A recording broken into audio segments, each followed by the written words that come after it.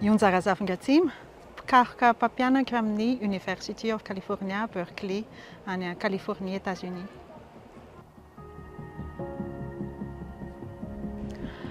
Izy ito zany aloha niainga avy tamin'ny vondron'olona fotony, dia taty Ranomafana, dia nisy koa ny tany amin'ny faritra Iofa any akaikin'Andasibe. Dia samy liana ry zareo tady hevitra amin'ny resaka fiarovana hoe inona no tokony atao mba hiarovana an'ilay harena voajanahary eo amin'ilay toerana, amin'ilay ala akaikin'zareo. Dia nanantona anay izay efa niasa taty amin'ireo toerana ireo zany hoe mitady hevitra hoe ahoana no tokony atao, inona ny dingana tokony arahana. Ny niaingany aloha zany olona 10 izay, ny 5 amin'ireo explorer-ny National Geographic Society izay misy ny tenako dia mpianatra malagasy anankiray avy amin'ny Université Antananarivo, dia professeur avy amin'ny Université any Meksika, dia professeur iray avy any Angleterre, dia misy olona avy amin'ny Explorer Home Madagascar.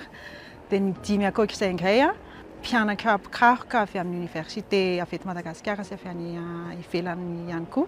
Fa 7 aminay ireo aloha zany malagasy daholo.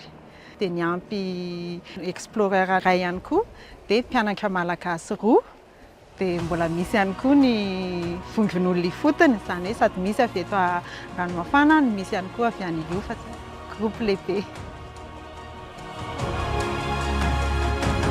Ampiasan'ny siansa sy ny kaikefantsika amin'ny resaka siansa mba ahafantarana an'ilay harena voajanahary eo amin'ilay ala misy, izay mbola ala tsy arovana ilay izy.